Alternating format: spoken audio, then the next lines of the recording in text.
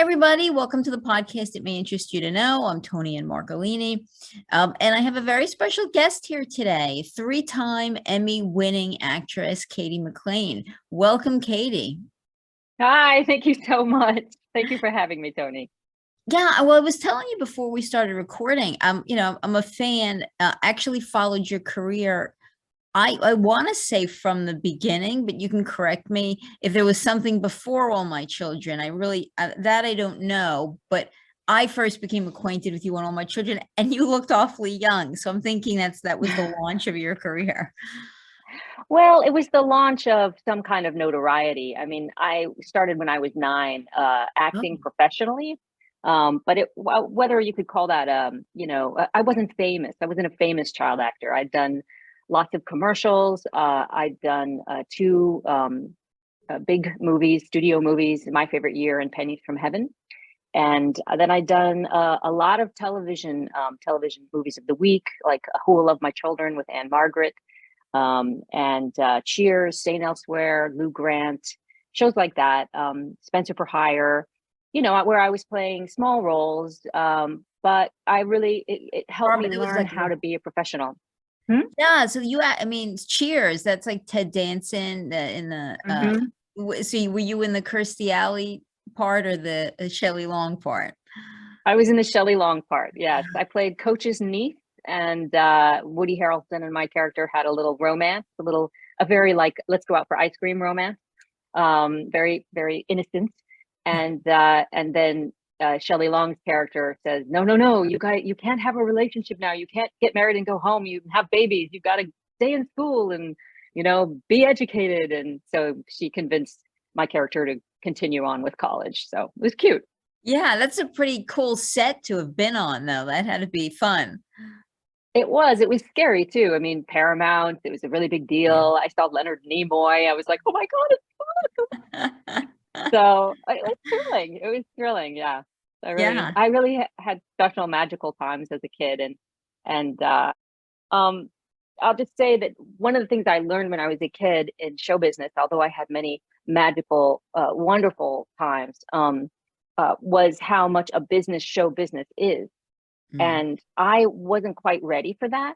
I felt like I needed more training, although I had trained there at the Estelle Parsons studio, and I got good training. I just wanted to focus more on the art, and I didn't, as a kid, I just didn't have that need to be famous. I liked acting and I liked dancing and singing and having fun, but the fame thing was not in me. So, fortunately, I got a play, and that took me to the East Coast to rehearse that play, and then I convinced my mother to move us to New York, and that's when I started studying at a place called Michael Howard Studios in New York. I was the youngest student he ever had. He didn't know I was 17, but I convinced him to let me in his master class, and because I had all this experience, and so I studied there, and I did some independent movies and some plays, and then I got all my.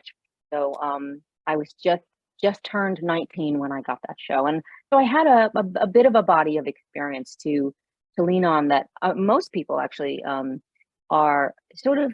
It's hard for them to wrap their head around it, like, well, what was I like, and how do you manage, and how come you're not like didn't go to rehab? And I could It's say this is a why I lot of didn't go to rehab. challenges. Yeah, is the I because I studied the art and craft, and instead of like just trying to like get in there and feeling like getting known was the only way to go forward. Of course, which is an important part of the business. People have to know you, and now especially, oh, it's your following and all that jazz. But if you don't have the craft to fall back on, that's when you begin to feel like, oh, I'm a fraud. And I just didn't want to have that experience. Sure. I mean, you talk about plays. You had done Shakespeare, I believe, right? At the Lincoln Center.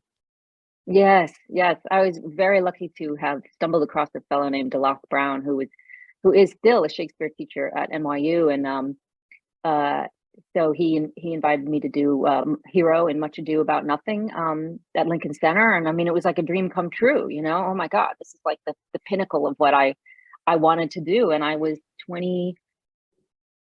20 years old, I think, when I did that. So very young. Yeah. Yeah, that Yeah. had to be pretty amazing to walk out on a stage at Lincoln Center that age. It was. And to do Shakespeare. I think Shakespeare is somewhat daunting no matter what age you are, right? As Oh, an but actor. yeah, Yeah.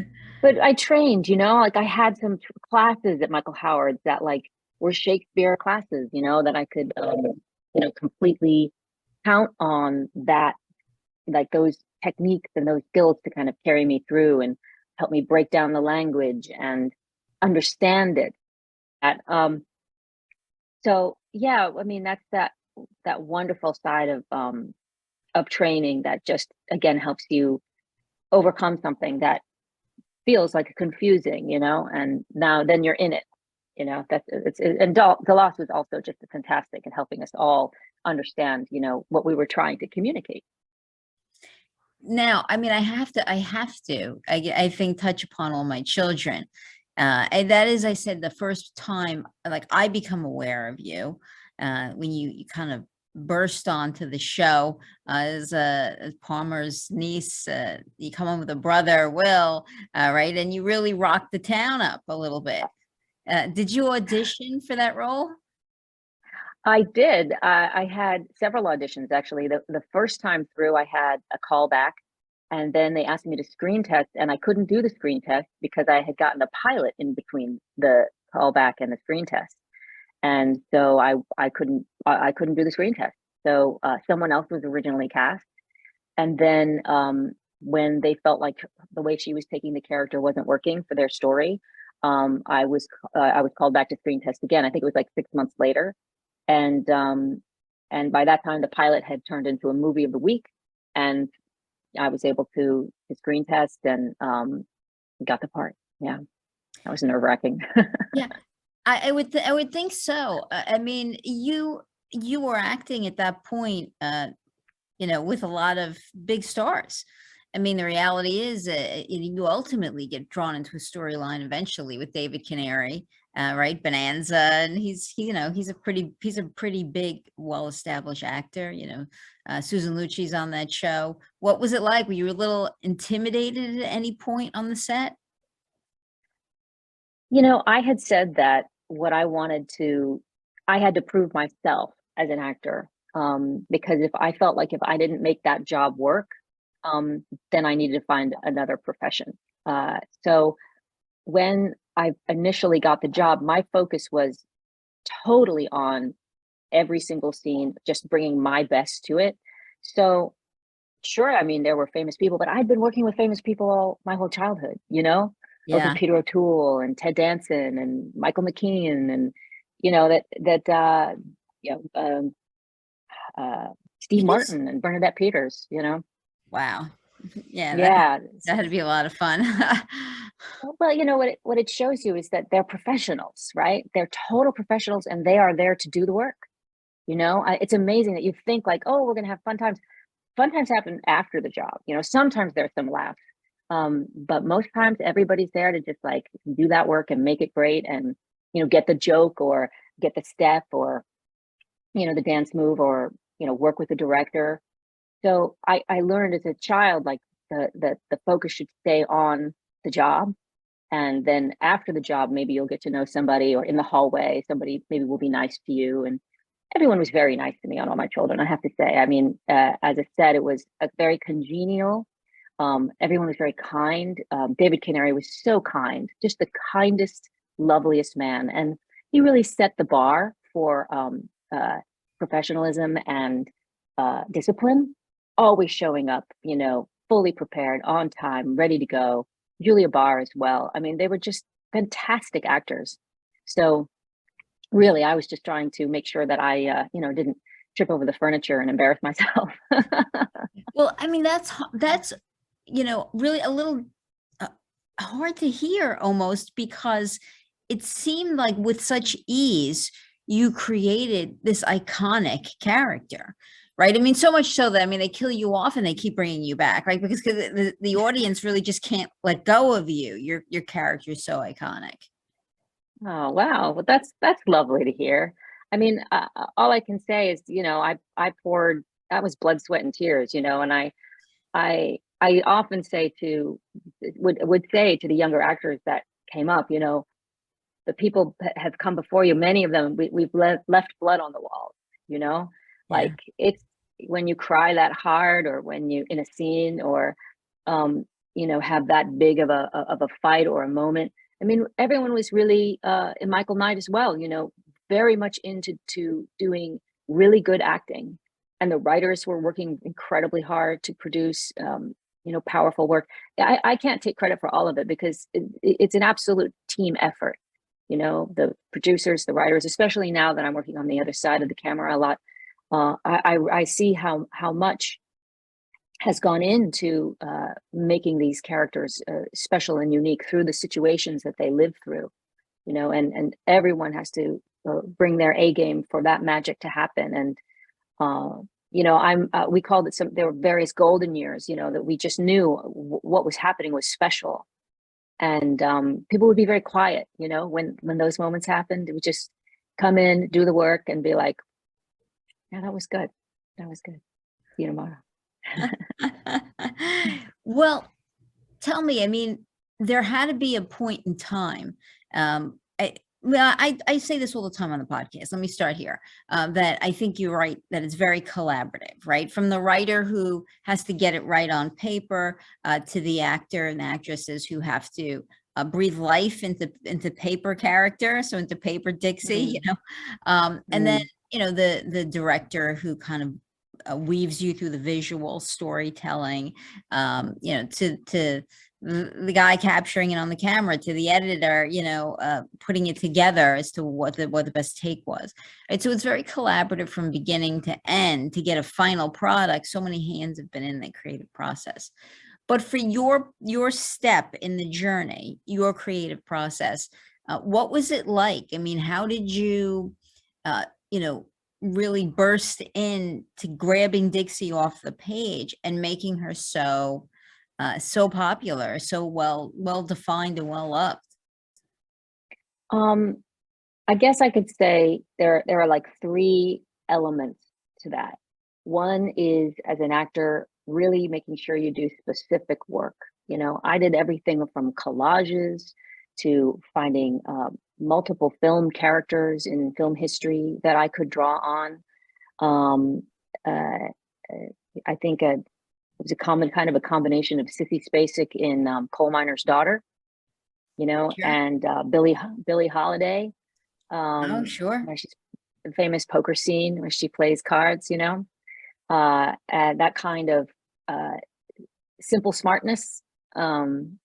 I discovered in those characters, and so I would use elements of them. And that's a sneaky thing, amazingly, that a lot of actors do, is they borrow, you know, but like just like painters or any other or musicians, you borrow phrases inspired by ideas, inspired by performances. So you know, that, and then, you know, making sure that uh, I used the craft that I learned at Michael Howard's, you know, everything from, you know, sensory work to environment to, you know, personal things. I would hide personal things on set Mm. so that no one would know that there was something in a drawer that was mine, and it kind of gave me a feeling like making the room more real. And I also kind of knew that what my goal was to make sure that I lived truly as an actor. I wasn't in it for the fame. I wasn't in it to create an iconic character. I just wanted to do my job well and play with my other actors well and bring my best so that I could continue to work. And you know, the other two sides of it is there's a piece of the professionalism where you have to be a good member of the cast. So it's important to thank the people that you work for for giving you that opportunity.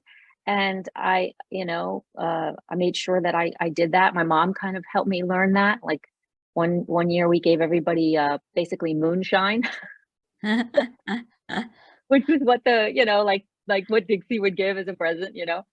And then thanking the fans, you know, making sure that I signed, you know, headshots and returned fan mail, and, you know, showed gratitude for their time and attention, you know. So it's, I guess those are the three things that any actor really could do.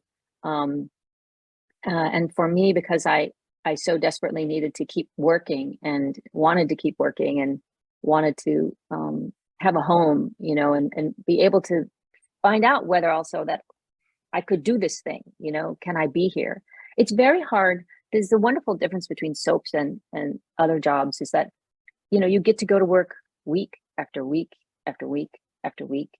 And eventually you do begin to feel like, wow, I have an actor's home, you know, and what's going to be the story now? And oh, now I'm working with this person. And although there can be downsides to it, the upside is it's a very steady job. And for me at that time, that's something that I so needed. My mom had cancer and I was the sole provider. So that on top of everything else, it was an extra, what do you call it? A motivation. Yeah, to make sure that my work, you know, I could continue to work because if I didn't, I mean, doing a, you know, carrying the weight like that and having a job in January and then a job in August and then a job in December is extraordinarily stressful, you know, and that's the usual actor's life. Like there's so much time between your first job and your next job. And in between that, you audition, you take class, you audition, you take class, and then you get a job. And then you audition, you know? And I was like, oh, I need a soap. I need a regular job. So that happened to be very, you know, it was stressful, but it was also a relief, you know, to be able to care for her during that time. Oh, sure. That's, you know, that's amazing. That's a really difficult thing for anyone to go through. And then to have financial burdens. Yeah, that was must have been a very hard thing to go through. Well, it's kind of like being a parent, you know. I often say I had a child that died. She just happened to be my mother, you know, and I was just, once I put that into my head, like, oh, that's what's happening here. You know, I have a mother that's not really a mother, you know, she's more of a child herself. Even though I was very young, you know, there's young people that have kids and heavy burdens and heavy responsibilities and they manage them. And somehow or other, that was just sort of my, as a friend of mine likes to say, Cady, you were front loaded. Yeah. Yeah. Everybody gets something in this life, right? No one gets out of here without a little bit of heartache or burden or struggle, you know? I agree. And maybe some of that fueled your performances that in such a way, you know, you were able to channel some of that angst that was going on in your personal life into your performance. Because you know, you certainly were not just popular because of the character, but because of the nuances to your performance in that role. Oh, thank you so much. Thank you. Yeah. And I mean, there comes a point in time when they pair you with Michael Knight, you know, you become that, you know, the kind of couple. Yeah. Do you remember first hearing that you were going to be paired with him? I mean, did you feel like you had a lot of chemistry? I know we had a scene early on and I thought, oh, I have to work with that guy. I have to work with that guy. Partly because he was such a hot potato, you know, he was not your standard, like, I'm going to do the lines as written. I'm going to play this part as it's written. He would just take everything apart and explode it. And he was just a magical actor in that way. And I just thought that's where it's at. And so whenever I got to work with him, I would try really hard to like give more or, you know, really find it. Where can we connect? Where can we connect? And it turned out that the characters were such wonderful opposites. You know, she was so pure and so innocent and so, but smart.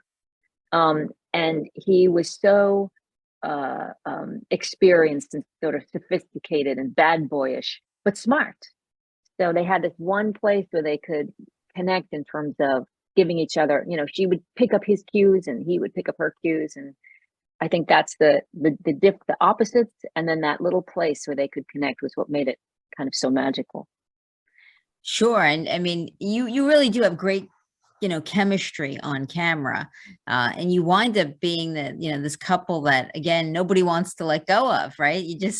They keep bringing you back. You're you know, you're the end game really for him. Yeah, it was really special. I mean, and I think Michael and I also, we just had things in common that we didn't even know about at the time, just deep, personal things that were similarities, that we were too young to even realize like what those things were. And over time, we've looked back and be like, how odd. It was still so different. I mean, really, we couldn't be more different as people, but um there is this little place where when we cruise into it, it's and I, oddly enough, it circles in the realm of humor, um and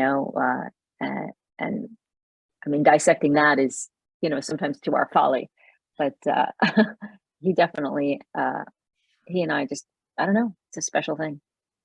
Okay, so before I move on from All My Children, I have to ask, do you have an all-time favorite scene that you ever shot as Dixie? I have to say it was the scene where uh Dixie thinks that there's a teddy bear. She's lost her mind, and she thinks there's a teddy bear that is her child in the bathtub, that she drowned her child. And then it moves into like a group scene where everybody's in the living room, and she's losing her mind, or she thinks she's losing her mind, and Tad is there, and Adam is there, and Lainey is there, Dixie's sister, was Paige Turco at the time, and Alan, the nefarious Alan, was there, and it was just it was such a wonderful ensemble where everybody was on their game, Right. and I mean, that's my was my favorite scene, because we were all, and then the police, the hospital guys in their hospital garb from the mental asylum come and take Dixie out. She's trying to reach for Tad. Tad has to let her go, and it was just a perfect scene, and it was an ensemble performance, and everybody had this. It was perfectly written. Everybody played their part. It was heartbreaking, and I just always look back at that as one of the best times, the best scenes I feel like got to be a part of. And I think in some way, even with the theater company, it's what I'm constantly trying to recreate in some way, that feeling of when everybody plays their part, and you have a wonderful piece of writing, there's something magical that happens for everyone. Um, and and it's just a very special feeling, and it happens for the audience as well. We're all in it together, and it's just great. And that's your first Emmy nomination is for your role on All My Children, am I correct? Yeah. Yes. Yes. Yeah, you ultimately win the Emmy, but what's it like when you get the news that you've been nominated? Like, where are you? I mean, are you walking, you in the supermarket? And You know what? I can't remember. I have no memory of that, of when I got that news. Isn't that strange?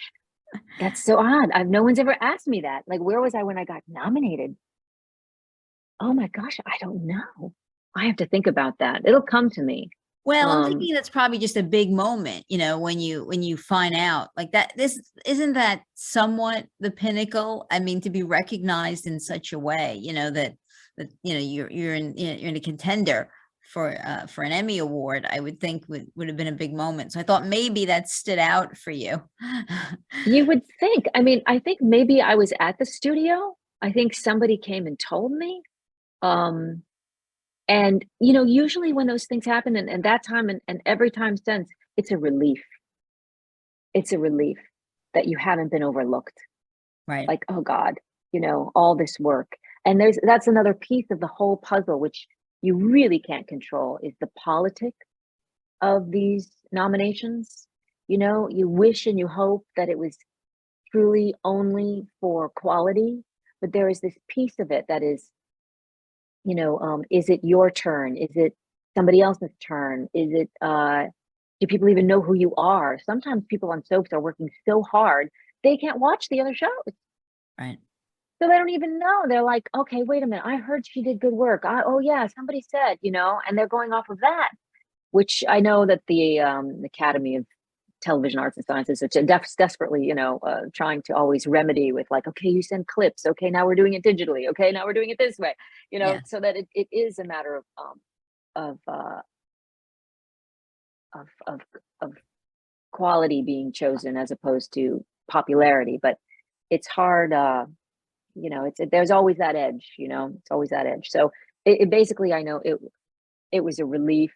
It was special. And then you kind of just hope people don't hate you. No. You just hope that they don't hate you for having that accomplishment, because it's a funny thing when other people sort of respond to like, an accomplishment. They're like, "Arr, arr, it was me."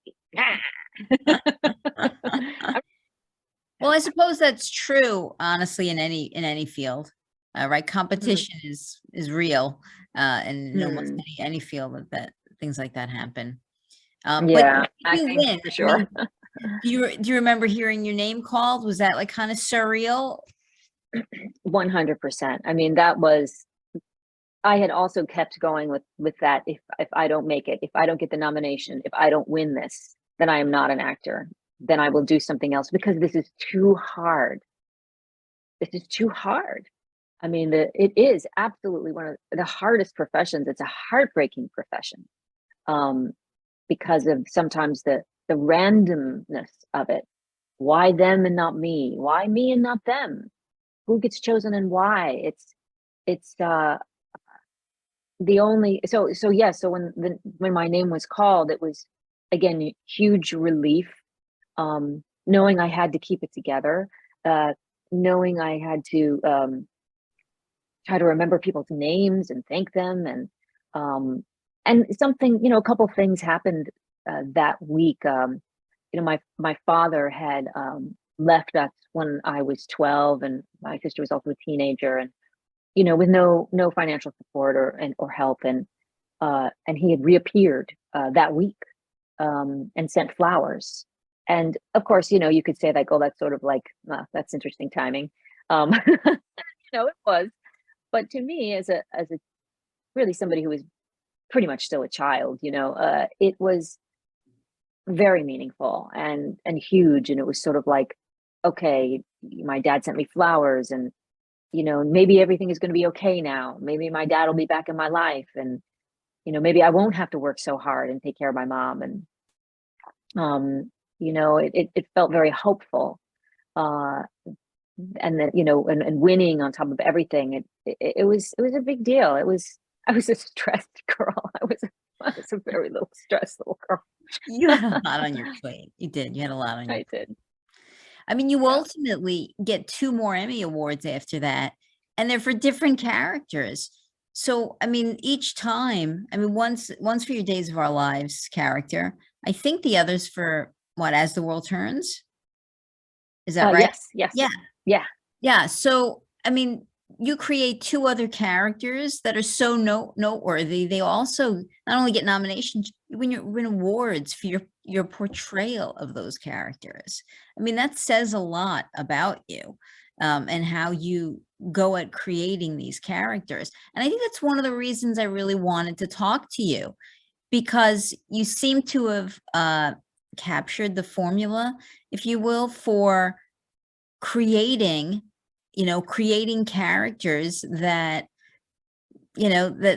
just they're popular, or they're loved, or they feel real enough that you get this acknowledgement for it. And I thought, well, that would be kind of cool to talk to her about, what is her process, that how is she kind of going at these characters that she's able to make them her own in such a way. No, thank you. I really appreciate that. That's the reason why you want to talk to me, because I feel like that's the thing that I'm most proud of, and it's probably what defines me as me over being anyone else. Um, it's basically how hard I work. I work really, really hard, and I enjoy working hard, and I always have. As a little kid, I was in the Girl Scout as an example, right?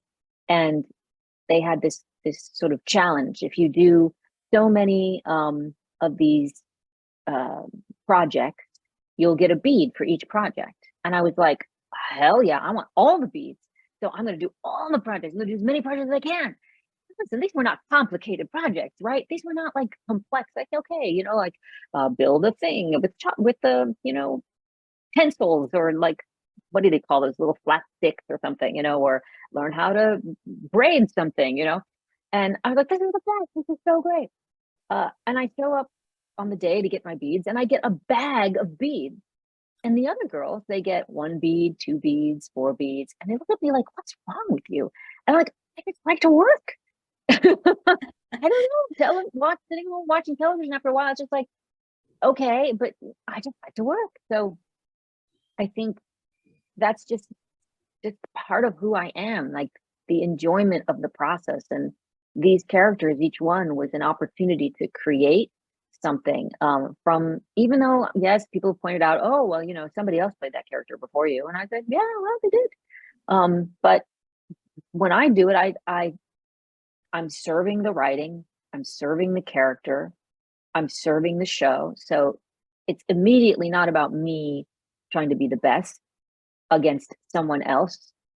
It's about me trying to do service to this character so that it can live. And when the character lives, then there's something magic that happens, you know? Is there some process by which you have your own sense of analysis? Like you're in the shower singing in the morning and it hits you like, I'm going to put the spin on how I take this scene or how she interprets this scene. I mean, is there some true process? Do you read a scene, you let it marinate in your brain? Or is it all just, I go in and I'm in the moment and it's all about being in the moment? I call it breaking down a scene, right? So, or every show has an arc and a story.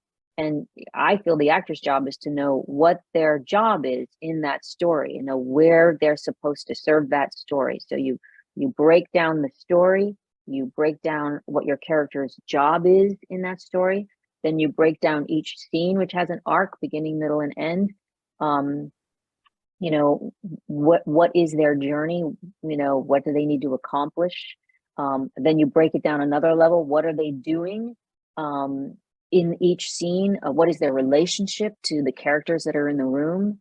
Then you go down another level. What is the environment? What is the room that they're in? What does that room mean? What is the history of that space, or is there any history to that space? Then there's another level. Is there the sensory world of that environment? Is it hot? Is it cold? Then you can go into costume, like how do they dress? How do they wear their hair?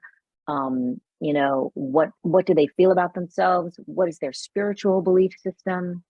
Why are they in a relationship with this person? What's their relationship to them? It's just like level after level of things that you can play. And then overall, like, what does this character want in life? Like, what is their overall goal? Like, what do they believe in? What is their fundamental, like every character has like almost a mantra, I believe people are good. I believe in love. I believe people should be forgiven. The Jennifer is sort of like that. For Jennifer of Days of Our Lives, she's so like, I believe in the sanctity of the family and holding the family together no matter what.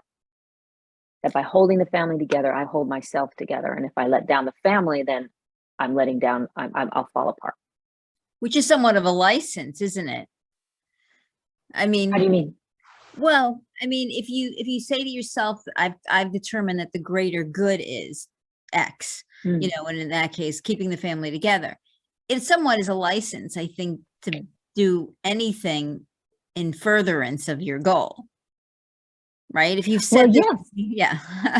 Yes, absolutely, right? Like, I've got to steal this car because my son needs this car and he has to get to the hospital, and I wouldn't do it otherwise, because that's kind of what you need in So Planned, right? But it happens in life too. I mean, people Sure. they're justifications, for why they do what they do. Yeah. Absolutely. But I mean, that's an interesting character to write, so to speak. If you have an ultimate goal for that character, like that character's mantra, as you put it, which is interesting, is I do everything to protect my family. That's a license for every other behavior that comes under that. That's somewhat, Yeah. yeah. It makes it a And little I have interesting. to, it does. And I have to believe that the writers also like know that, and they have their idea of who that character is and what that character's mantra is, and or belief system is, and they write to that. you know, my job is to sort of find it, because they don't tell you. It's not like you get a character breakdown, like here's what this person believes in. When I took over Rosanna, I wrote a whole character history and turned it in to the executive producer. And I was like, you know, is this okay? And do you mind if I, like, you know, I write all this out? Because I'm just trying to sort of find my way into this character. And he was like, yeah, this is great. Sure. And I'm like, I'm not stepping on any toes. And he's like, no, no, no, do it. So that was very helpful to do that. Like I said, I did a collage for Dixie. For Jennifer, just because I'm older, I can do a lot of it in my head now, Sure. you know, and then I just do a lot of just some research to see, okay, what has this character lived before? And what am I coming in to do? And, you know, what is this big moment that the writers want to achieve? And, you know, a lot of times, especially making sure that you kind of have to have the engine, if you will. Do you know what I mean? Yeah. And that's a whole other part of like self-care in one's personal life, to make sure that you have access to yourself and that you understand yourself as a person. You know, Michael Howard used to say, the more personal, the more universal, which I find is very true. You know, we all happen to have these many, many, many universal experiences. Everyone loves, everyone loses. You know, everyone wants to be connected to other people and to be known, to be cared about, and very simple stuff. And to survive, you know, have a roof over your head. So when you know, I understand myself, I can put that into a character, and so other people, I feel like that's when audience members go, oh, that's me, you know, and Right. that just has a lot to do with being a person who understands myself as a person, I guess. Now, being on Days of Our Lives, first of all, you're newly back at Days of Our Lives. Yeah. And any spoilers before I ask my next question? No, go ahead. Well, I guess I'm interested in this, friend. I have no idea why, but do you have any scene that you ever filmed on Days of Our Lives that you guys couldn't get through? You know, you see like bloopers ordinarily if it would be a, you know, a nighttime or primetime show. A lot of times they show bloopers. They don't do that as much for the soaps. Do you have any scene that you guys were filming that you have a recollection that like we couldn't, like there were like 100 takes of this, we couldn't get through it, and then when we ultimately did, but it was just, you know. Oh gosh. Um, I think there was a scene with Chad and Abigail and myself, and I can't remember what we were talking about, but somehow or other we all got the giggles. Yeah, and it was hard to get through. And it was something very serious too. And those are the best moments. They're so much fun when that happens. I have to say, it is so much fun. Where you just, you know, the seriousness of it just you can't get there. You can't be serious one more time, you know. So yeah, they're wonderful people to work with, and I will miss her a great deal because she's really special. That Marcy Miller, yeah. Yeah. So you're getting into directing now, right? We have to touch Yes, on this. You flip to the other side of the camera. Uh, yes, yes. so, well, first of all, what is that like? I mean, how is that? I mean, I assume it's very different than acting, but what was it like when you stepped on the other side? Well, the first time I studied directing was in the early 90s. And I was on All My Children. I was taking a workshop with Kurt Dempster at the Michael Howard Studios. And he was the artistic director of Ensemble Studio Theater. And I worked with Bernie Barrow from Loving. And I found this other older guy named Danny Darrow. And, you know, here I am, a 21, 22-year-old girl. I think it was maybe 22. And we were working on a Mammoth scene from a play he wrote called The Duck Variations. And these two old guys sitting on a bench talking about ducks. And now these two guys did not cut me any slack at all.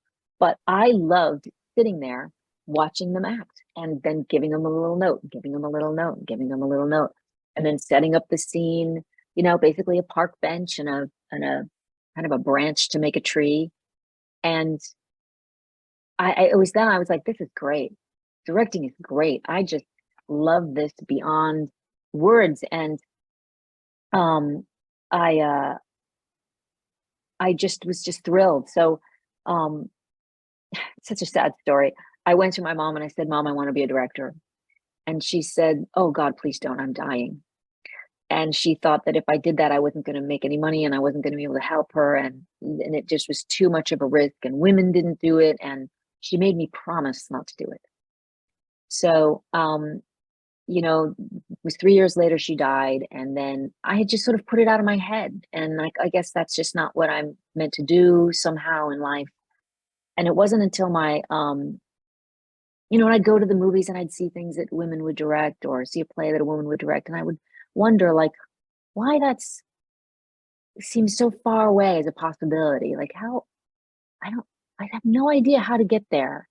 And it just feels like I have a stop that I can't get over, this stop, this promise that I made, So it wasn't until my early 40s where I thought, I was watching my husband do some directing, and I'm like, man, he seems very gung-ho about this. This doesn't seem like rocket science. Like, this, maybe I should.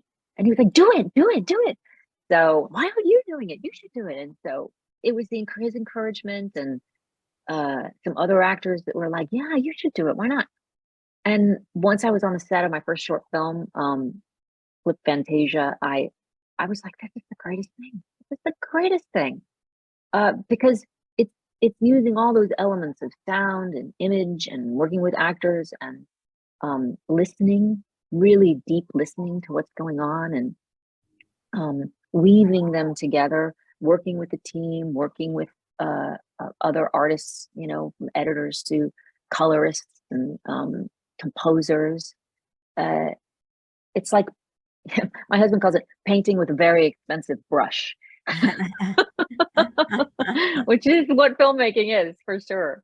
And then Axial Theater came about because one of the other directors in training in that class with Kurt Dempster, Howard Meyer, had gone on to found this theater company, Axial Theater.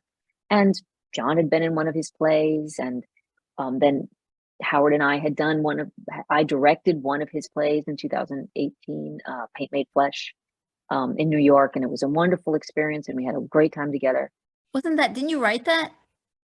No, Howard wrote that. He did write Yeah. it. Because you Howard wrote wrote that. something. Didn't you write something that was acknowledged in a lot of festivals? I have had a couple of short films, and then I did a documentary film about female directors. Oh, maybe that's what I'm thinking of. Yeah.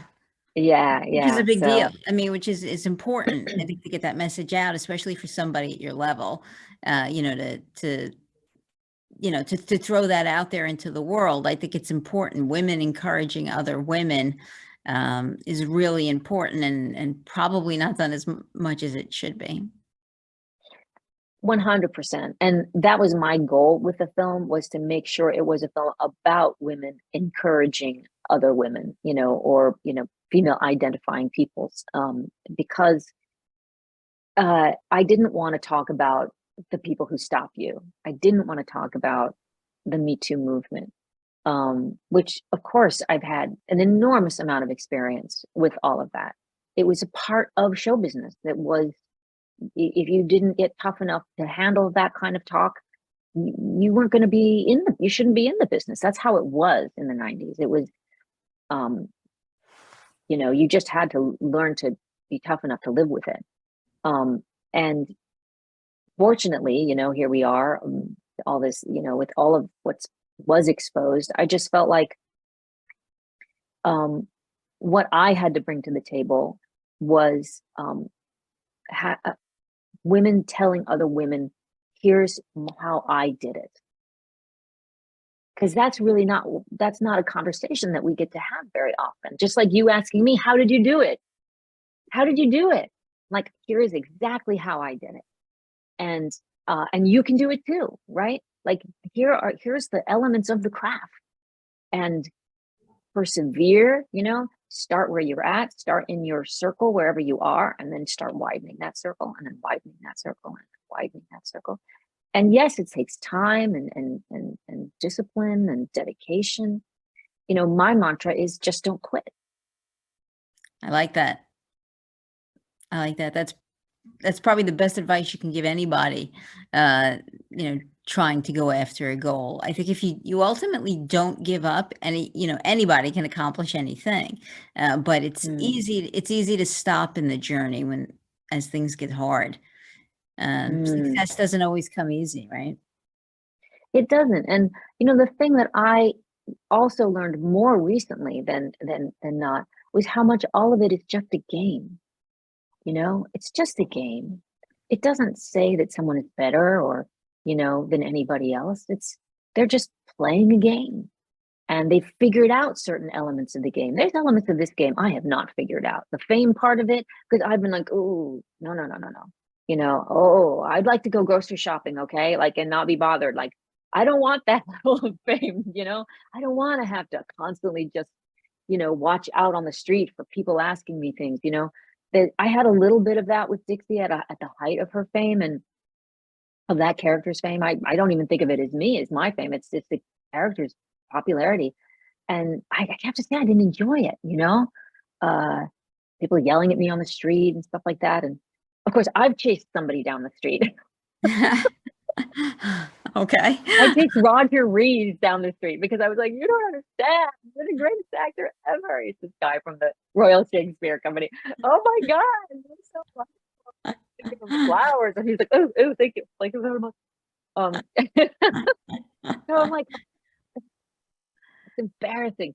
But other people have figured out how to groove it, you know what I mean? How to understand it. Like Ty Burrell is fantastic at that, you know, using it as a way to help people, adding their name to Kids in the Spotlight, for example, which is an organization both my husband and I are ambassadors for, you know, help foster youth make films. What a beautiful thing, you know, help other people with that fame. That's the trick of it. And once you do that, then it's not about you, right? It's just become another tool to use for a good cause, you know, to help others, which is really fundamentally what acting is all about, or any creativity. We are communicating with each other, we're connecting with each other. So, you know, maybe I've just had a realization right here on your show, Toni. Good. These are, again, important conversations to have, and we're having one. Yeah. So to tell everybody, where can they still see the play that you're directing? Yes, we haven't opened yet. We opened November 10th at the Bethany Arts Community in Ossining, New York. And the Bethany Arts Community is a beautiful, it's a beautiful space. It's a beautiful place. It's an old seminary where they have many artists in residence. They have gallery spaces, and they have a theater. And so we're using their theater. They have outdoor sculptures, and I mean, it's just gorgeous. So I recommend that anybody goes there anyway. But please come and see our play. We have 8 shows. It's 2 weekends, the 10th through the 20th. Sundays, the first Sunday's at 3, the second Sunday is going to be at 11. We're going to do an early morning show. And it's a combination of actors from the Michael Howard Conservatory, which is like wonderful for me. It's like bringing those young people forward and back, reaching way back home and bringing it forward into my life. And then Axial Ensemble members. I mean, Howard has kept that ensemble going for 20 years. So there's some wonderful stage and talented people that have been with the company or involved in the company in some way over a long period of time. And and it's a very special play. And I'll talk about this very quickly because I know we're running out of time. This play is called Never the Sinner, and it's by John Logan, who wrote Red, which is a very popular show about a painter, very beautiful play. And then he also went on to write Gladiator and the Bond movies, Spectre and Skyfall. He's just a fantastic writer. And this was one of his early plays from the 80s. I think it might have been his first. And he takes on the story of Leopold and Loeb, who were two young men in 1924 who were privileged, wealthy, well-educated, who fell in love and decided to commit what they called the perfect crime, which was a murder where they don't get caught. Unfortunately, they get caught. And then they have this trial over, what to do with them. Do we hang these teenagers, or do we, imprison them for life? And how do we understand what they did and why they did what they did? It's a real struggle because they didn't need the money. It didn't seem like they seemed like they had everything. They had parents, they had privilege, they had education, they had support. What happened? Are they meant something wrong with their minds, something wrong with their spirits? And I felt it was so relevant to what's happening these days with young people committing these crimes where they kill one or many. I mean, very young people, somehow or other linking passion and murder. And I wanted to sort of okay, let's explore this. And how can we start having conversations with young people now as to, why this is not a good thing? What are our moral values? Irrespective of whatever spiritual belief system that you have or don't have, what is right and what is wrong? And why is the understanding what right and wrong is so important? And The issue of these whether two boys. is it innate? I mean, we all have a sense of right and wrong that's kind of innately with us, as opposed to it just being learned in the home. Like, aren't we all sort of born with a sense of right or wrong? Well, that's the thing. I don't think so.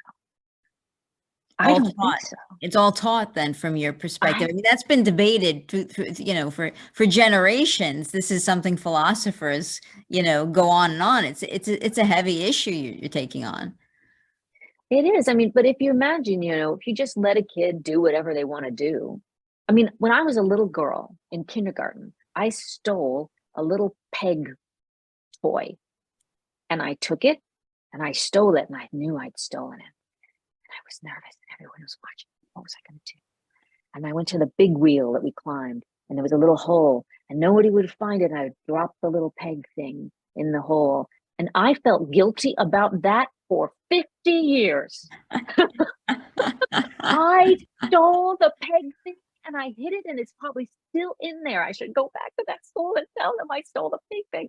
But that's just my character, is that, but I did it. But I did it. I've killed spiders and flies and ants. I think everybody knows that's like Michael Howard used to say, if you know what it is to kill an ant, you know what it is to murder a person. There's just that kind of cold. Yeah, wow, that's interesting. I guess we all have sections of our brain where we assign value, right? And we don't always see things the same way. Like, I've said this before, I'm definitely afraid of spiders. So like for me, I guess I've assigned a value and to a spider, I don't see that the same as a human being. So when I kill a spider, I don't think of that, that it is a living thing. I'm taking that away from, I'm making it no longer a living thing. So I suppose there is an element of truth to that. Right. So the Buddhists, right, would say kill nothing, right? Take the spider outside, right? Then you no longer have that blood on your hands. Other people would be like, oh, come on, life and death, trees live and die, we live and die. Like, they'll put so much weight on it. But in between all of that, you could, in the right circumstances, under the right pressures, with a certain people around you, influences or lack of influences, a person can turn to murder and think that taking a life, like that the only way they could survive is if somebody else dies. That is the thing that they get to. And it's just a step that any one of us could make as a choice at any time. We just hopefully, through conversation, understand why we should not make that choice, the value of human life. And that, just that conversation of the value of human life is one that I don't see going on around a whole lot. No, it's not. Right? We're all numbers or eyeballs or, clicks or, and or that we have no control, or that someone else is trying to take our pie. And, what about just the simple value of human life, of your life? Like, that's basically my job as an actor, right? That's what we're supposed to do as actors, is help everybody remember. It's almost like if you go back to the Greeks or the Romans, the early, like on the stage, we were there to induce a sense of what's the word? Not just empathy, but like a catharsis. Yeah, catharsis. And through catharsis, you recognize, oh, this is who I am. Oh my God, I cried so hard when that character died. Now I understand some. I feel more human again. I'm relieved of pressures, It's not, in its best sense, it's not just entertainment. And that's what I was taught at Michael Howard's, and it's what I've tried to live my whole life, And so I'm hoping that these actors, through this, telling this story, will also provide that a little catharsis, a little dropping down into like, okay, how am I going to go talk to my kids tonight about what I just saw? Or we're hoping to have some schools come in and see it and talk to the high school students, and maybe even bring the play to some schools where there are especially a lot of privileged kids, so they can realize what a tiny little slip it can be, tiny little choice that they make, and maybe to not make it. How important even the little decisions can be, how close you can be to the edge and not even know it. I think that's such an important story, another important project that you're involved with. It sounds fascinating, by the way, and I encourage everybody to get out and see it. I'll put the link up, to be able to get tickets, and encourage everybody to check it out. I mean, honestly, I could have spent another hour with you. You had so many other projects and things I didn't even get to. I'm happy we got to spend this time together, though. Thank you so much. Oh, thank you, Toni. And I'm happy to come back another time and talk some more. Oh, I would love to. I would love to, because I mean, I have a list of other things, other projects that you've done that I thought was noteworthy to talk to. But how these conversations go, once you start talking, you almost need hours to get to it all. So. But I appreciate you listening, and thank you for asking questions about my life and my process. And I really hope that it inspires some actor out there to, dig deep and do the work that they dream of doing. I hope so too. At the end of the day, it truly is a craft that you develop over time. And I think you are doing so much work. I mean, you have charity work that you're involved in, and you are doing a lot of work to help the next generation, leave the world a little bit better, share what you learned. I applaud that. And I encourage other people listening to do that if you're in a position to help, to extend a hand, to the next generation, and especially with women, to help other women. So I completely applaud who you are and what you're trying to do. I hope you mean that and you do come back. And on that note, I'll let you go, because I know I went way over on you and you have someplace else to be. That's okay. I'll text them and they'll understand. It's been such a pleasure, Toni. Thank you so much. Thank you. Thank you, Cady. Bye, everyone. Okay, bye.